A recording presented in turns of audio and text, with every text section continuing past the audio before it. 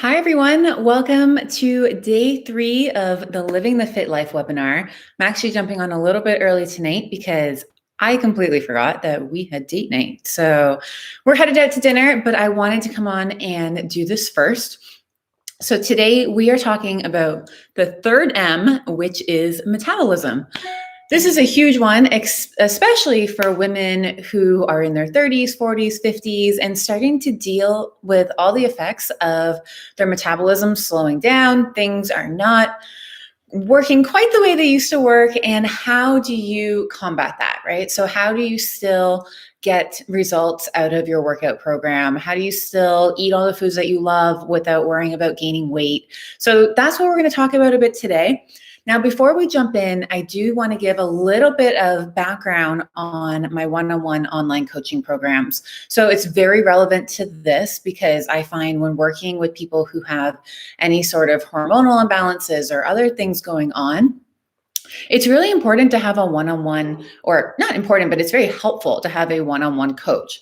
So not only are you getting personalized workouts that are exactly what you need at this point in your life, but you're also able to have someone to monitor where you're at and change things up as you go.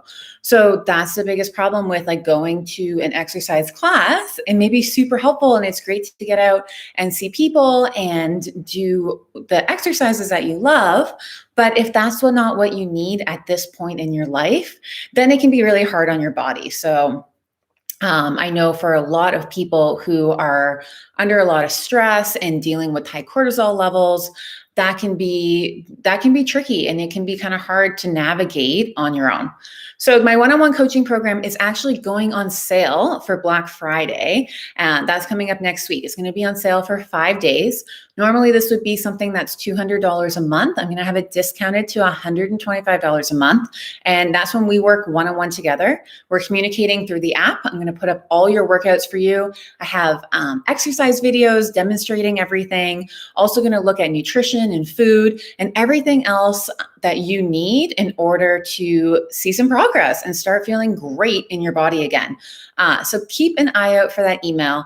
I do only take 10 people a month for this program. So I'll have some people starting December, some people starting in January, and then I'll be full for the next little while. So this is really, I only open this up twice a year. So it's a huge opportunity if it's something that you've been thinking of and something that you know that you'll benefit from. Because we all know without accountability, without a plan, without somebody who really understands where you're at, it's hard to find motivation and keep going.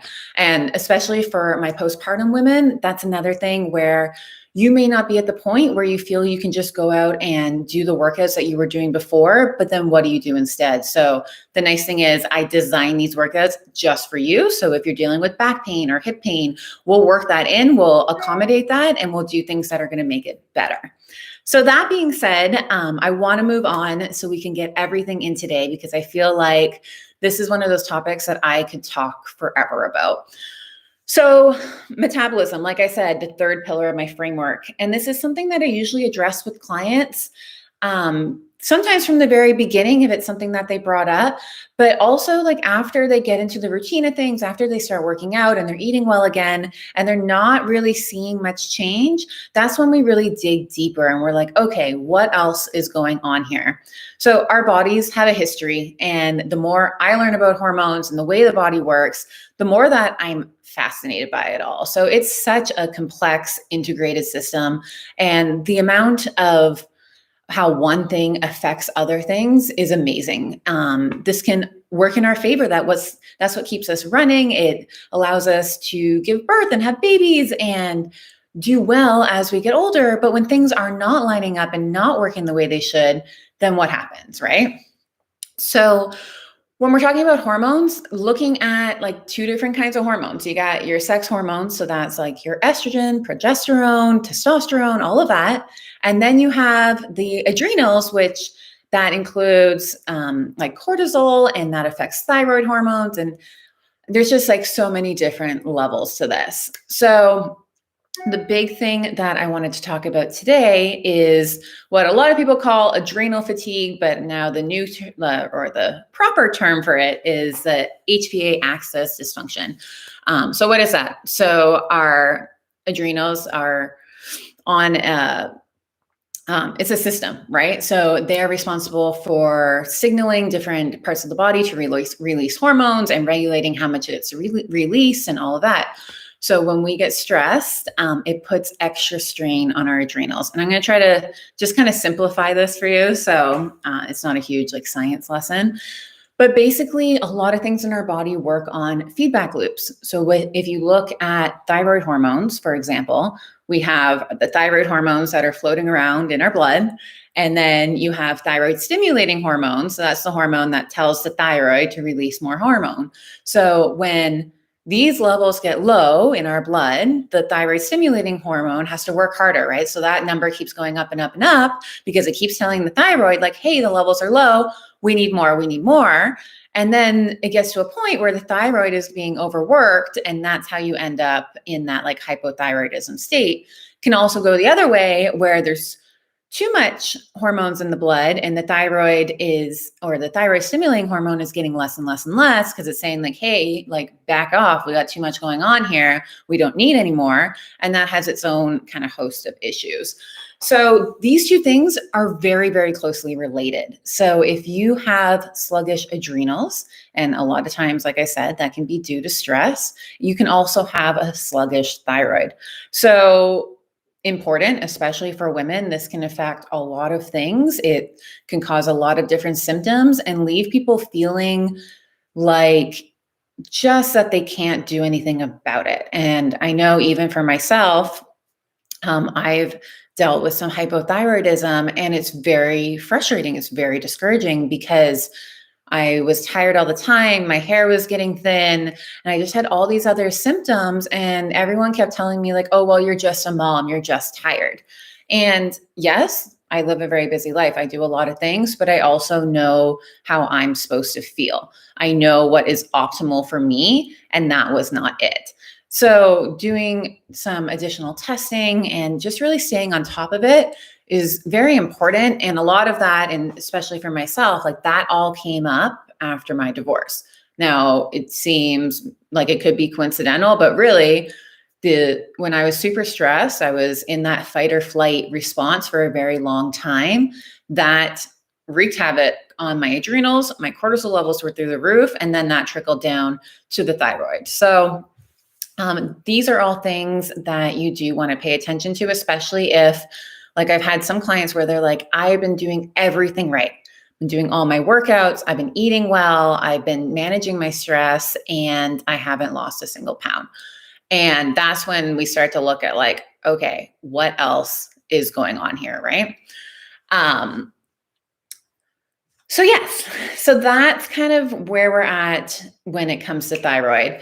And then when it comes to adrenal fatigue, how do you manage that? So when we're in that fight or flight response, so I like to think whenever I'm trying to think about like how that works, I think about if I was a cave woman and there was a tiger running after me, right? Like what kind of things would my body do in order to get in that place where I can like run away from the tiger? So high cortisol levels cause increased blood sugar. And why? Because you need more blood sugar in your blood so that you can quickly use it for energy. Also cause you to store more fat, because once again, your body's thinking like, I'm going to need all this energy to ward off whatever is coming at me. So I need to store this extra fat so that I have it on reserve and I'll be able to save myself, right? And then this is what really affects weight gain and really affects where people gain weight. So a lot of times with high cortisol levels, it's related to belly fat. So people store extra fat in their belly. Also fat around their major organs, which can be a huge red flag when it comes to long-term disease and issues like heart disease and all of that. So something that you want to avoid. Like, it's just, if you're in that state of fight or flight all the time, there's a whole list of things that your body will eventually deal with long-term. And that's not good, right? We're all here to live the fit life for a long time. So like I said, the body raises cortisol levels when we're stressed. This causes increased blood sugar, helps you conserve fat as fuel.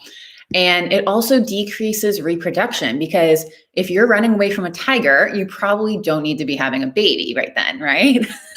So what does this do? This suppresses some of our other reproduction hormones, and it can cause hormone imbalances. So imbalances between your estrogen and progesterone and testosterone. And that's when we see things like some people are estrogen dominant and carry fat in other areas of their body and stuff like that, right? So hormone imbalances are a big thing. Can also cause, which I'm sure you guys know, crazy mood swings and just depression and other stuff that can really keep you from staying on track with your health and wellness goals. So moving on, now we know that we have more sugar in our blood, and we know that our thyroid is probably going to be a bit sluggish, right? If we're dealing with all these stress hormones. So how do we treat that? How do we work on that? I'm a huge advocate of using movement and food as medicine, right? So you always want to try that first. I know some people will be like, well, what pills can I take to make this better? And sometimes, yes, sometimes there are things that we need to take and it's super, super important, but it has to be paired with lifestyle changes, right? Because if you're taking a pill to help decrease your stress levels and anxiety and all of that, but you're not actually fixing the problem in your life, that's, it's not going to get you very far long term. So we really want to think about lifestyle change, how to manage stress. Now, I say manage stress because we can't eliminate stress from our body, or from our life. Everybody has stress and everybody deals with stress in very different ways. So I always felt like I had a very high stress tolerance, right? So I could do a lot of things. I can do a lot of things well. And truly, for a long time, things didn't really stress me out. I just got them done. But when you are in that mode for so long and then something else gets layered on top, so like I mentioned, like my divorce, then all of a sudden you can no longer deal. And that's when everything else just gets out of whack, right? So we really want to focus on how are we managing our stress? And that can look like using strategies like deep breathing and taking time for yourself and managing your schedule better. But it can also look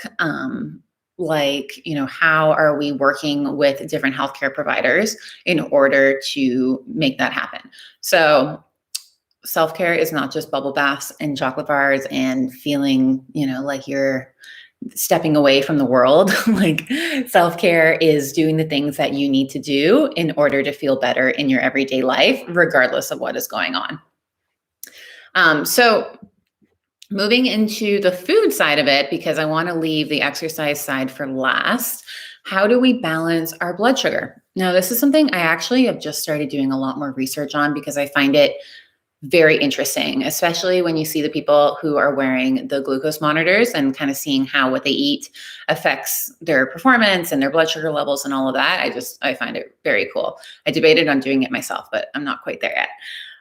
So yeah, definitely I need to do some more research on this, but one of the things that I've been reading about is how the order of the food that you eat, that can help balance your blood sugar. Also looking at what time of day you're eating things and how often you're eating, and eating sugar if you're going to have like high sugar foods. So things that are like carbs or fruit or whatever, when in the day should be eating that and what are you coupling it with, right? So eating a carb and a protein together is going to be much better for you than just eating a carb.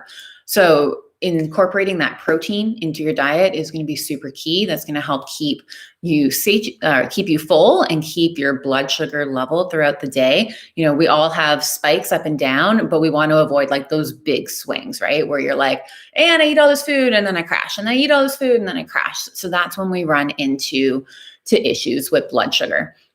Like I said, having excess blood sugar in our blood for long periods of time is so hard on your body, right? And that's what can lead to other health concerns. So when we look at people with type 2 diabetes, one of the things is that they have high blood sugar and the whole host of other issues that result because of that, right? So same thing, just want to really be aware when we're looking at managing our health and managing our weight or whatever we're doing, looking at how we're managing our blood sugar. And then when it goes into exercise, so exercise helps eat up sugar in the blood because that's what it's there for, right? It's to fuel us during movement.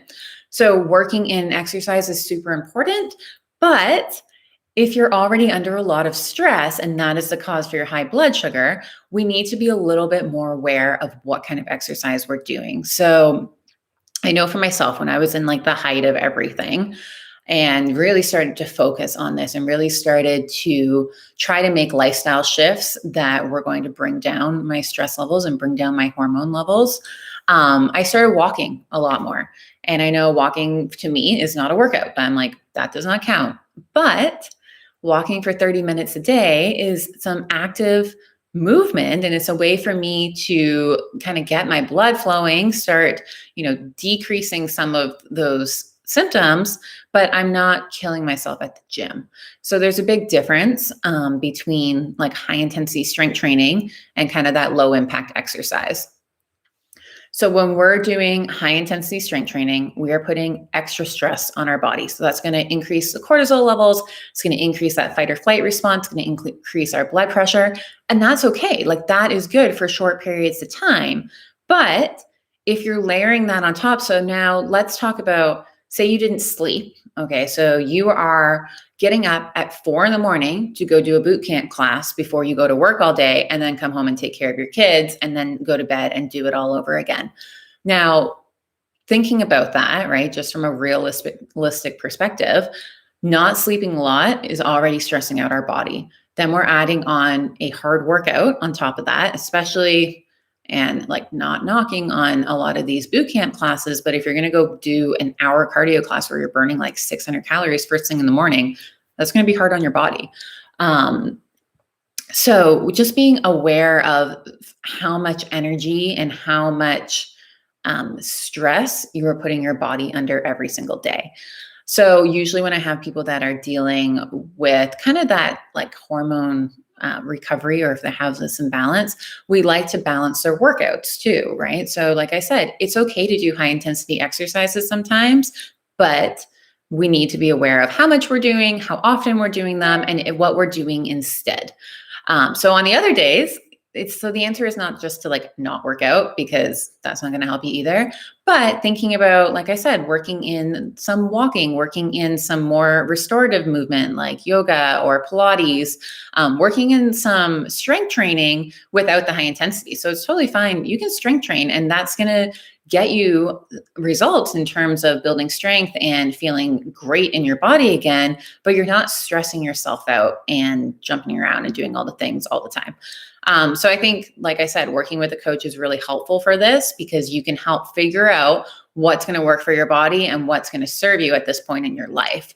And a lot of times this changes. So with some people, they may be working on a strength cycle for a while, and then things calm down at work and they're feeling much better. They feel much more balanced, much more able to handle things. And that's when you can start layering in the stuff that they want to do, the stuff that they really like to do that maybe was not working for them before.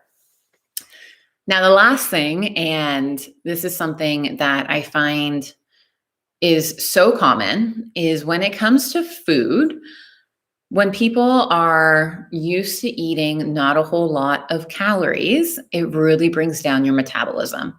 Okay, so if you have been on these low calorie diets and going on and off for a long time, so a lot of people will say, okay, the first time I did it worked really well. I lost like 20 pounds. Then I did it again and like didn't really work that well. And I kind of just started eating back to what I was eating. And now whenever I try to lose weight, I just don't lose any weight, even though I'm not eating anything, right? I'm eating like 1,000 calories a day. I've had so many clients, and it's just really hard because a lot of it has to do with mindset too. But I've had full on arguments with them because I'm like, you can't sustain yourself on 1,000 calories a day. That's just like, and I know 1,200 calories is always that number, right? Everyone thinks if they eat 1,200 calories a day, they will lose weight. And I can tell you from experience and from working with people, that's not how it works. And yes, it will work at first, and then you'll hit a plateau, and then there's nowhere to go from there. So if you're already only eating 1,200 calories And then you drop it down to 1,100 calories and you're not seeing results. And then you drop it down to 800 calories because you're like, okay, this is going to get me to where I want to be. There's nowhere to, like, you can't just keep cutting calories, right? So how do we then get to the point where we can still lose fat and lose weight and really feel good and be in a place where you feel good about yourself when you're only eating 800 calories, right? So this is where reverse dieting comes in. And this is something that I've done with multiple clients because we need to get their metabolism back up. So when it comes to how to get your metabolism revved again, it's slowly increasing calories over time until you get to a point where you're eating a lot more and your body is not storing those extra calories as fat, right? So there's so many things that go into this. Like I said, we have to look at how you're managing stress. We have to look at what kind of workouts you're doing. And we have to look at how much you're eating. And I know this can be really, really hard for people. This can be really hard to eat more.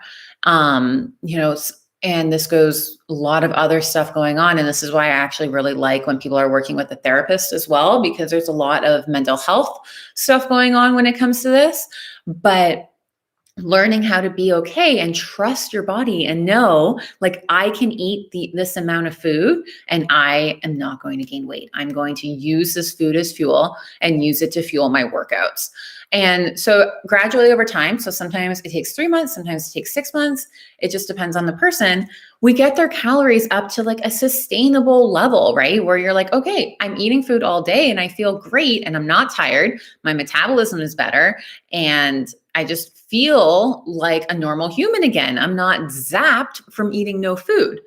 Then once we're at that point and you're able to maintain that for a while, that's when we can start to cut that back, right? So once again, it doesn't take that much. So we never go from like, okay, we got you up to eating 2,000 calories and now let's drop it right back down to 1,200 so that you can lose weight. Like, will that work? Probably. But once again, is that sustainable? Not really. So what we want to do is we want to get you to a point where you're still eating enough food, you still feel really great, and you keep going back and forth between like eating a lot and feeling really good about it. And then maybe you want to cut for 6 weeks and, trim down a little bit, and that's fine. But then we get you right back up, right? So you never want to be in a point where you're constantly depriving yourself. That's not sustainable, and it's not what's going to help you in the long run. So that's kind of like my spiel on reverse dieting and why it's important to kind of go through cycles. And I know even with myself, like when I'm doing my own programs, I do have different focuses depending on the time of year and where I'm at. So it may be, like I said, right now I'm in kind of a restorative mode. So I'm really working on just like maintenance and real like mind-body connection type stuff. And then I may go into like a strength cycle or, then in the summer, for example, like I like to go outside. I like to work out outside and go for runs. So then I go into more of like a higher intensity cycle because my work is not as busy and there's not as much going on. So it's just taking all those things into account. But I'm going to leave it at that for today because, like I said, I could keep talking forever. But if this is interesting, if you feel like this is something that you want to dive deeper in on, please book a consultation. I'd be happy to chat with you. I do 30-minute free consultations over Zoom or the phone. We can just talk about what's going on and kind of what you want out of a program and then go from there, right? So no obligation, but it is helpful to just tell someone, hey, like this is what I've been doing and it's not working. What do you suggest or what do you see could be different? So yeah. Have a great night.